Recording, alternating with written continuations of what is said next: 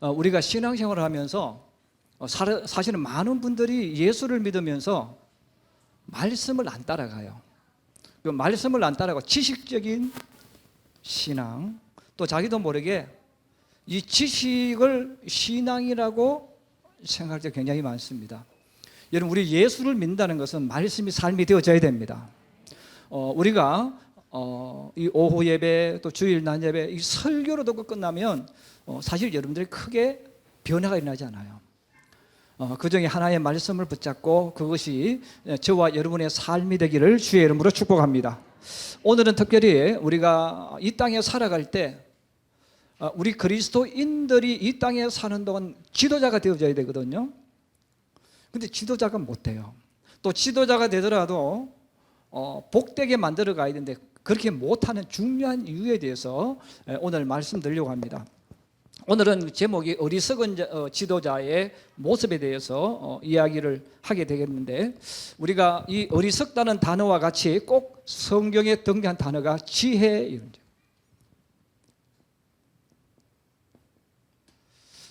그리고 어리석은 여러분, 지혜 있는 사람, 어리석은 사람, 성경은 계속해서 이야기합니다. 잠언에도 그렇게 이야기하고요. 또 예수님도 계속해서 이야기해요. 그럼 이 어리석다는 이 말은 우리 하나님을 믿지 않는 사람들이 많이 쓰는 단어 중에 하나가 뭐냐면 미련한.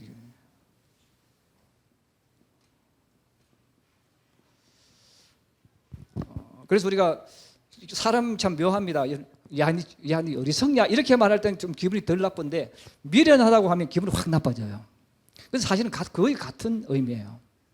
자, 그러면 이것은 여러분 똑똑하다 하는 것 상관없어요. 지식이 많다 이거하고도 상관없는 거예요. 그러면 이 지혜 있는 사람과 어리석은 이 사람을 우리에게 이야기해 줄 때, 그러면 여러분 지혜 있는 사람은 행동이 따라와요. 그러면 성경에서 우리들에게 저 사람이 지혜가 있는지 없는지를 아는 제일 쉬운 방법이 있어요. 또 본인 스스로도 금방 느낄 수 있는 게 있어요. 여러분, 지혜 있는 사람에게 나타나는 중요한 행동이 겸손이에요. 그래서 겸손은 나는 부족하다는 거죠. 나는 부족하니까 배워야 돼. 나는 부족하니까 들어야 돼. 이게 전제가 되어 있는 거예요. 결국 여러분, 겸손하다는 것은 내가 자기를 비하시키거나 이게 아니고, 내가 하나님 앞에 겸손한다는 말은 하나님, 저는 부족해요. 하나님, 제가 귀를 열고 듣겠습니다. 이런 의미가 있습니다. 그래서 겸손이라는 이 단어를 쓸 때 그냥 우리는 뭐 조용하게 하는 것, 뭐 이런 게 겸손이라고 생각하는데, 그래서 이 겸손이라는 단어를 쓸 때 성경에서 항상 우리에게 알려주는 행동이 겸손이라는 뜻을 통해서 오는 게 뭐냐면 귀를 열고 듣는다는 거예요.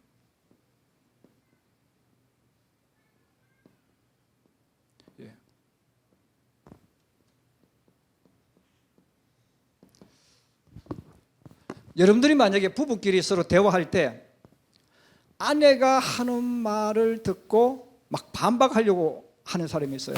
그 사람은 이미 어떤 사람입니까? 어떤 사람이에요? 미련한 사람이에요. 그래서 우리가 본인 스스로 이미 알 수 있는 거예요. 그래서 부부끼리 대화할 때 가장 먼저 우리가 알 수 있죠. 친구하고 이야기할 때 가장 먼저 알 수 있어요. 내가 겸손한 사람인지 겸손하지 않는 사람인지. 그러면 어리석은 사람은 성경에서 어리석은 사람에게 나타나는 하나의 현상이 성경에서 계속 알려준 단어가 뭐예요? 교만이라는 단어예요. 또 다른 말은 거만이라는 말이죠. 그러면 교만하고 거만한 것을 우리가 알 수 있는 게 똑같습니다. 반대입니다. 귀를 닫죠. 다시 말하면 듣지 않는다는 거예요.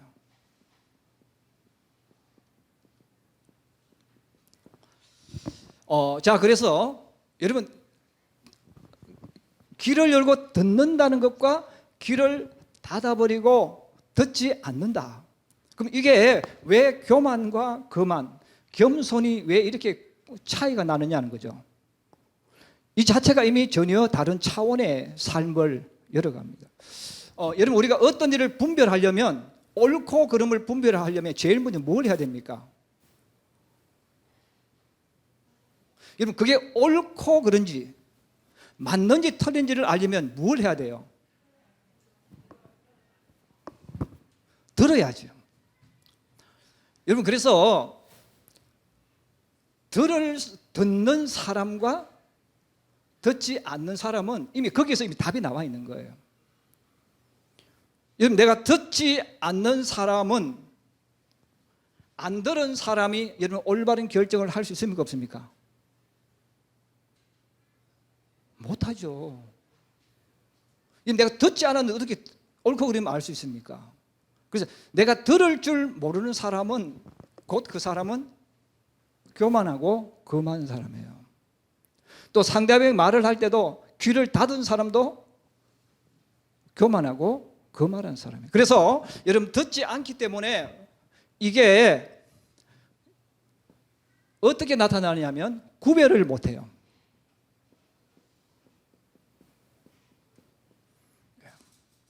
올바른 구별을 못한다는 거예요. 반대로 말하면 귀를 열고 듣는 사람은 구별할 수 있는 능력이 생긴다는 거예요. 자, 그러면 우리가 이 땅에 살아갈 때 우리 신앙인들은 언제나 하나님의 음성을 들을 줄 알아야 됩니다. 그런데 하나님의 음성을 듣는다는 말이 무슨 말입니까? 하나님의 소리와 사람의 소리를 구별할 줄 아는 거예요. 자, 그러므로 어리석은 자는 그의 마음에 이르기를 어떻게 한다고요? 하나님이 없다 하는 거예요. 결국은 여러분, 교만의 최고 극치가 뭐예요? 하나님 없다고 말하는 사람이에요. 하나님이 살아 계시는지 안 살아 계시는지 구별을 하지 못하는 사람이에요. 자, 그러므로 우리가 믿음의 길을 걸어갈 때 우리 신앙인들이 내가 교회를 열심히 나오고 어릴 때부터 예수를 믿는 것 같지만 이쪽에 있는 사람들이 많아요. 그 왜 그럴까? 나도 모르게 내 마음이 어떻게 되어 있다는 겁니까? 교만하고 거만해요. 그래서 제가 아까 이야기했죠. 부부끼리 이야기해보면 제일 먼저 알아요. 여러분, 그 부부끼리 대화할 때 남편이 하는 말에 귀를 기울입니까? 이미 내 마음속에 화가 나. 예, 말을 들을 때 이미 내 마음속에 화가 확 올라왔어. 그러면 이 사람은 여러분 두말할 필요 없어요. 어떤 사람이에요? 이 사람.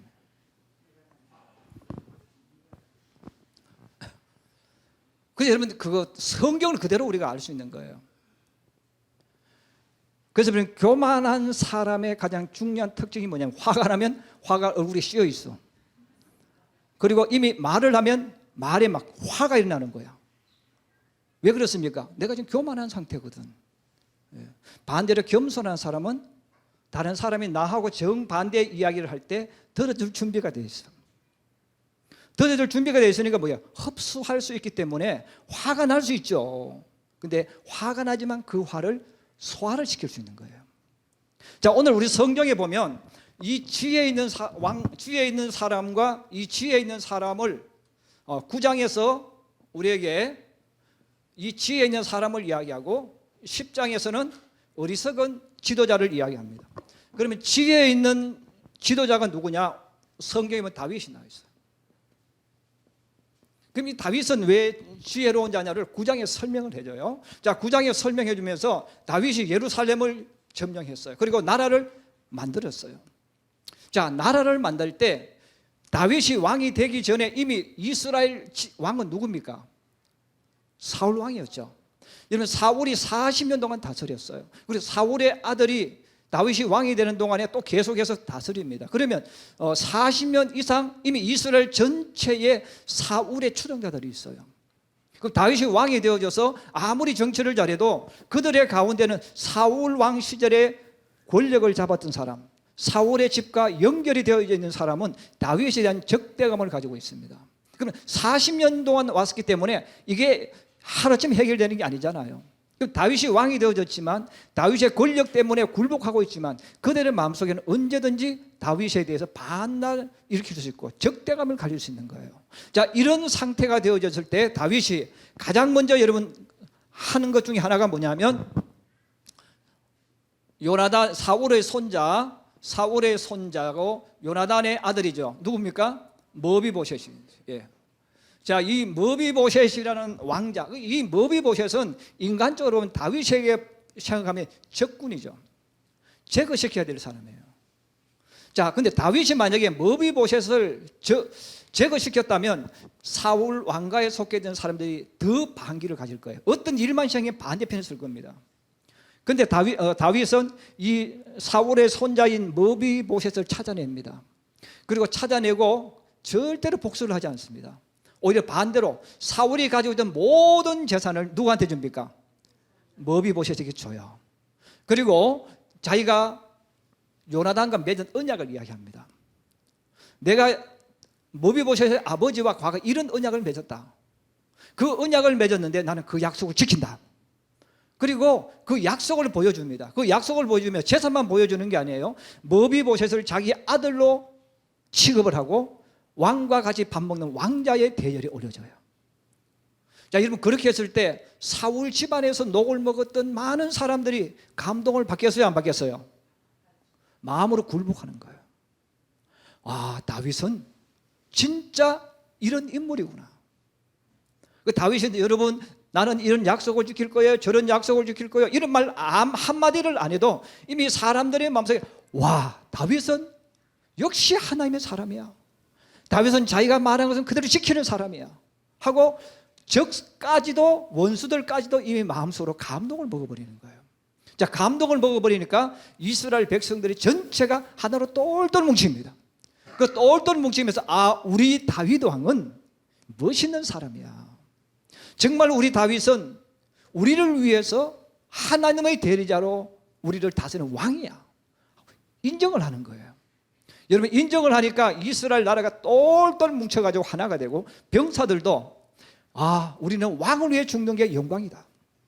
하나님 우리에게 이런 왕을 주셔서 하고 자부심을 가지고 전쟁을 하는 거예요. 자, 이렇게 모든 사람들의 아픔과 고통을 가슴에 듣고 받아들이고, 자, 이렇게 된 그 다윗을 이야기할 때 지혜로운 왕이라고 불러요. 그 다윗은 여러분 성경을 쭉 읽어보시면 내가 왕이 된 이후에도 언제나 귀를 열고 있어요. 자, 그 귀를 열고 듣는 거예요.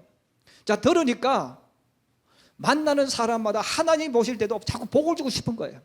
예, 복을 자꾸 주고 싶은 거예요. 그리고 계속해서 성장을 해요. 여러분, 우리 그리스도인이 걸어가야 될 길이 이 길인 줄로 믿습니다. 그래서 우리가 예수를 믿으면서 여러분, 그래서 교회에 오래 다닌 사람, 하나님의 은혜를 많이 경험한 사람이 나중에 문제가 되는 이유가 뭐냐면 내가 조금 알기 때문에 여기 자꾸 오르는 거예요. 내가 이미 알고 있어. 내가 좀 잘하는 것 같아. 그래서 여러분, 성경에서 말하는 거 잘 아셔야 됩니다. 여러분, 오래 예수 믿을수록 겸손해야 돼요. 내가 교회 일을 많이 하면 날수록 낮아져야 돼요. 그래야 성장이 이루어져요. 존경받을 수 있는 인물로 만들어져 가는 거예요. 자, 근데 오늘 성경에는 10장에 암몬 왕에 대한 이야기를 합니다. 자, 그 암몬 왕을 이야기하면서 그 이름을, 저는 이제 이름이 한운인데, 저는 성경 읽을 때마다 얘가 미련하다고 느낀 이유가 있는데, 왜 그러냐면 저는 이 단어를 쳐다볼 때마다 저도 모르게 자꾸 요 한운에다가 요게 자꾸 들어가요. 여기. 성경은 한운이에요. 근데 저는 성경 읽을 때마다 이 왕을 보면 한눈으로 보는 사람. 여러분, 두 눈으로 봐도 잘 안 보이는데 한눈으로 보면 조금 이상하게 보이잖아요. 자, 그래서 이 한운이라는 인물이 나오는데, 그럼 이 인물은 어리석은 사람이라는 거죠. 자, 그럼 여러분, 어리석은 사람인데 우리 성경에 보니까 이 한운이 왜 어리석으냐 하는 것을 이야기해 줍니다. 다윗이 한운의 아버지가 세상을 떠남으로 인해서 조문객을 보냈어요. 자, 그 조문객을 보냈을 때에 한운이 그의 관리들에게, 그 신하들이죠. 자, 그의 관리들이 이 한운이 어떤 이야기를 해요. 자, 그 이야기를 했을 때 이 한운이 구별을 못하는 거예요. 선과 악을 구별 못해. 적과 악운을 구별하지 못하는 거예요. 여러분, 우리가 이 땅에 살아가는 동안 정말 우리 그리스도인 똑같습니다. 내가 성경을 아무리 많이 읽어도 뜻을 구별하지 못하면 이게 문제가 생겨요. 여러분 우리가 성경 읽으면서 하나님의 뜻을 구별할 줄 알아야 됩니다. 하나님의 음성을 구별할 줄 알아야 됩니다. 그런데 우리는 하나님의 음성을 듣는데 왜 잘못 구별하냐면 자기 생각대로 해석해버려. 그래서 이 구별을 하기는 하는데 자기 뜻대로 자기가 원하는 대로 해석해버리는 거예요. 여러분 하나님 말씀은 내 뜻대로 해석하면 안 돼요. 하나님의 뜻대로 구해야 됩니다. 그런데 우리는 예수 믿으면서도 성경을 자기 뜻대로 해석하는 거예요. 그러면 한운도 마찬가지입니다. 한운의 신하들이 다윗이 조문객을 보냈을 때에 그가 왜 보내 진짜 뜻을 알아야죠. 그런데 관리들을 통해서 자기들의 생각을 가지고 이야기하는 거예요. 그 자기들의 생각이 뭐예요? 아, 저 다윗이 우리나라를 정탐해서 우리나라를 정복하려고 조객들을 보냈다. 삐뚤어지게 보는 거예요. 여러분 다윗과 암논의 이 암몬 나라와 그 왕이 어떻게 했습니까? 서로 너무 친했어요. 그럼 다윗이 그런 마음을 가지고 했다는 거예요. 그런데 다윗의 의도를 완전히 비틀어 버렸어요. 누가?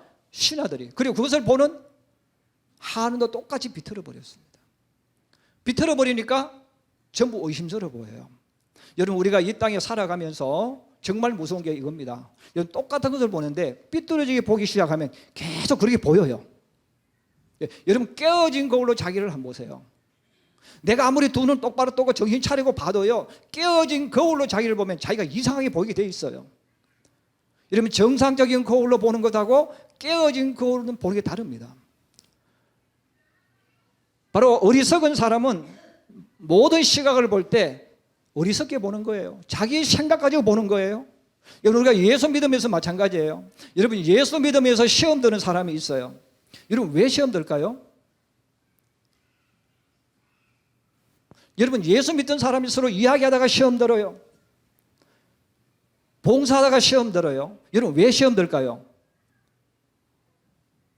믿음 없어 시험 들까요? 아니에요. 믿음 없다고 시험 드는 게 아니에요. 자기 뜻대로 해석해서 그래요. 자기 생각대로 해석한다는 거예요.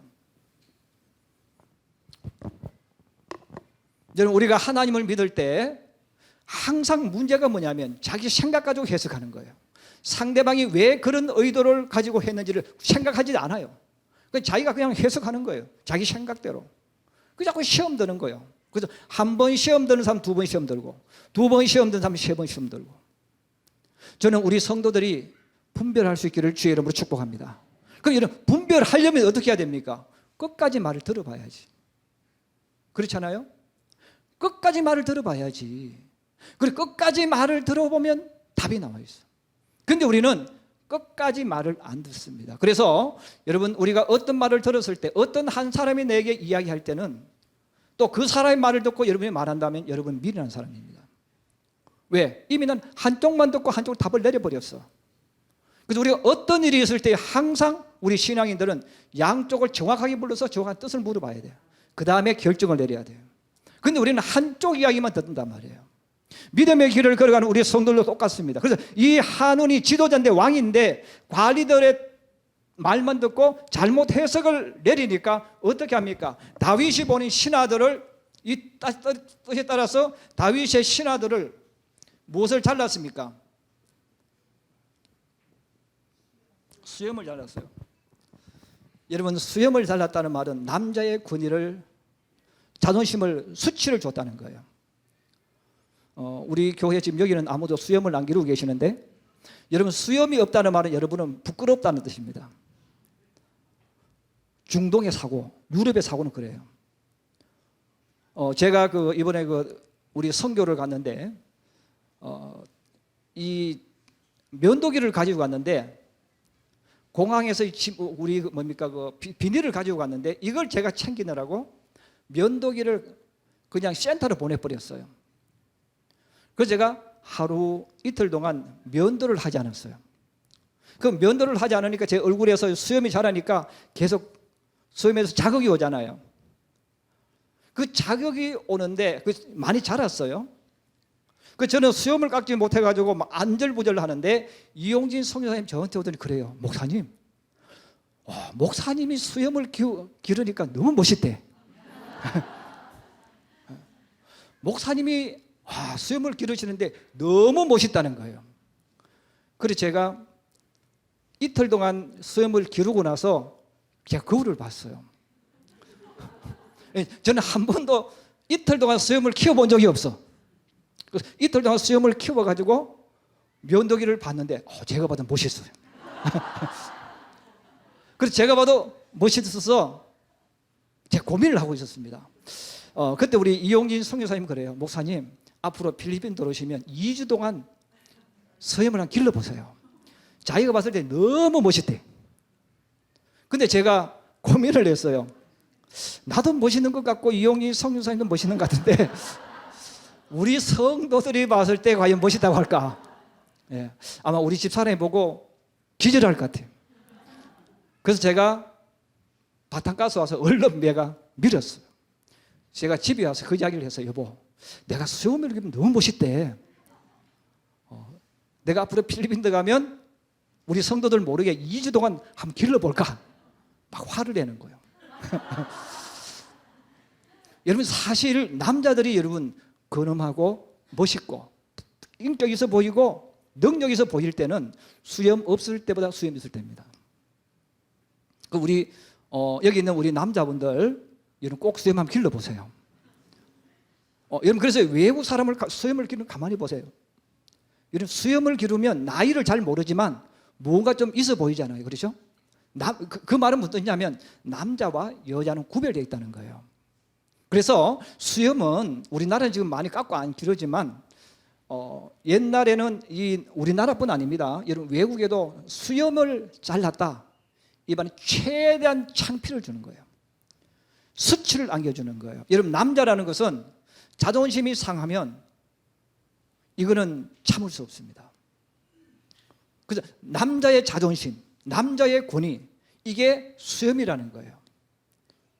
그런데 여러분 보세요. 다윗의 신하들이 갔는데 이 암몬의 왕이 한온이 다윗의 신하들이 무엇을 잘랐다는 거예요?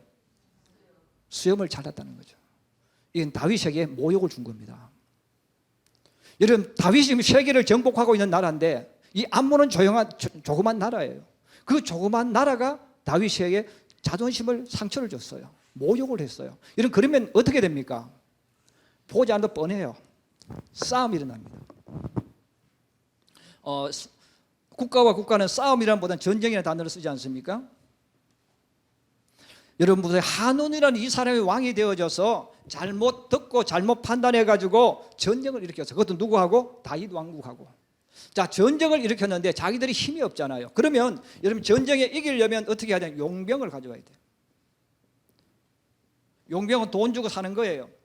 자, 주변 나라에 있는 사람들을 돈을 주고 용병을 사는데 여러분, 전쟁을 일으키고 전쟁이 일어나면 나라 망한 겁니다. 지금 우리가 우크라이나 소련을 보잖아요. 여러분, 이 전쟁이 우리는 전쟁하는구나 느끼지만 이 전쟁하려면 엄청난 비용이 들어갑니다. 나라의 모든 복지를 위해서 국가를 써야 될 모든 돈들이 전부 전비로 다 나갑니다. 그래서 학자들이 그런 말을 해요. 우크라이나 전쟁이 끝나면 우크라이나는 50년 전으로 후퇴할 것이다. 소련은 더 많이 후퇴하겠죠. 그 말은 뭐예요? 거기에 살고 있는 사람들이 어떻게 살겠어요? 비참할 겁니다. 다 잃어버릴 겁니다. 그런데 한온이라는 이 사람이 밀어내가지고 전쟁까지 일으킵니다. 여러분, 전쟁까지 일으키면 이 암몬이라는 나라가 어떻게 되겠어요? 지금 그러지 않아도 살기 힘든데 그 나라는 더 비참해질 거예요. 그리고 이 용병을 거느리고 전쟁을 하러 왔어요. 근데 이 용병으로 오는 사람들은 모든 목적이 뭐냐면 돈입니다. 여러분, 다윗의 왕국의 군사들은 목숨을 걸고 전쟁합니다. 다윗을 위해 전쟁을 합니다. 그런데 용병으로 온 그 사람은 숫자는 많지만 돈을 받고 온 사람들은 진짜 전쟁을 하지 않습니다. 싸우는 척 폼만 잡고 그 위세만 뜨는 거예요. 자, 그렇게 해가 있을 때 다윗의 군대가 들이닥치니까 오늘 성경에는 말합니다. 다 도망갔다는 거예요. 이런 돈 받고 싸우는 사람이 자기 목숨 걸고 싸우겠어요? 국가의 모든 것을 걸고 싸우겠어요? 안 싸우죠. 결국은 이 암몬 나라의 이 한온이라는 왕 때문에 나라도 위기를 몰아넣습니다. 그리고 백성들의 삶은 비참하게 만듭니다. 그럼 한눈이 왜 그렇게 그런 행동을 할까? 성경이 말합니다. 어리석다는 거예요. 여러분, 미련하다는 거예요. 여러분, 우리가 지도자라는 위치로 보니까 그렇지, 여러분 한 개인으로 봤을 때도 마찬가지예요. 예수 믿는 한 개인인 내가, 특별히 아버지고 부모라면, 여러분 사장이고 어떤 여러분 일을 맡은 사람이라면 내 한 사람 똑같은 거예요. 내가 미련해지면 나 때문에 나만 불행당하는 게 아니에요. 나와 같이 있는 공동체가 위험해집니다. 또 나와 같은 공동체에 있는 사람들을 코너로 몰아서 망하도록 만들어 가는 거예요. 자, 그러므로 우리가 하나님을 믿을 때 내 개인 하나하나가 얼마나 중요한가. 특별히 우리 부모된 아버지와 어머니가 되면 정말로 여러분 막중한 것들을 어깨에 짊어지고 있어요. 부모인 내가 미련한 사람이 되어지면 나 때문에 내 배우자를 불행하게 만들고 힘들게 만듭니다. 그리고 내 자녀들까지 불행하게 만듭니다. 그런데 여러분, 미련한 사람은 누구냐? 다시 본론으로 되돌아가서 들을 줄 모르는 거예요. 여러분, 하나님 앞에 겸손하기를 주의 이름으로 축복합니다. 그래서 성경은 우리들에게 항상 이야기합니다. 겸손하라. 그러면 하나님이 너를 높이시리라. 근데 반대로 교만하면 패망의 선봉이에요. 그래서 이미 그 사람의 귀를 막고 있으면 안 봐도 뻔해. 이미 그 사람 앞에는 망함이 오고 있는 거예요. 여러분, 꼭 망하면 꼭 집이 없는 게 망한 게 아니에요. 저주의 길로 가는 게 망한 거예요. 그럼 그 사람은 누굽니까? 내가 미리 답을 이미 내놓고 말을 안 듣는 거예요. 여러분, 하나님 말 안 듣어도 잘못된 길로 갑니다. 또 반대로 말하면 우리가 예수를 믿으면서도 언제나 우리는 하나님 앞에 내 말을 들을 수 있는 귀를 열어놔야 돼요. 그리고 여러분들이 부부끼리도 마찬가지예요. 여러분, 부부끼리 대화할 때도 겸손해야 돼요. 그래서 겸손은, 아내는 남편 앞에 섰을 때 언제나 내가 부족함을 인정해야 돼요.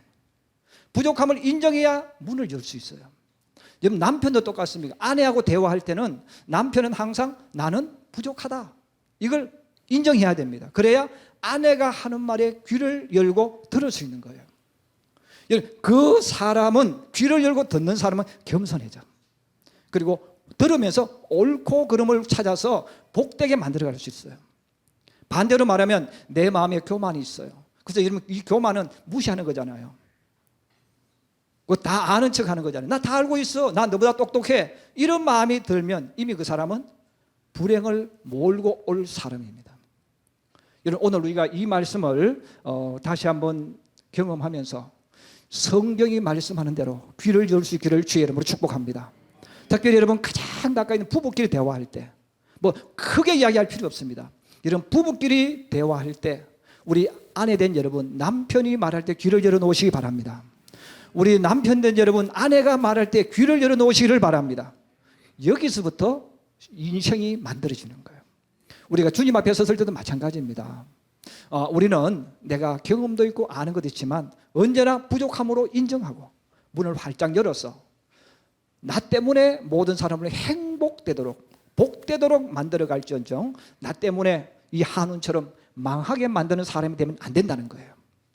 여러분, 이 하나님의 음성을 기억하고 여러분의 삶 속에 이 말씀이 적용되어져서 하나님이 역사하는 것을 경험하고 누리는 우리 성도들 되기를 주의 이름으로 축복합니다.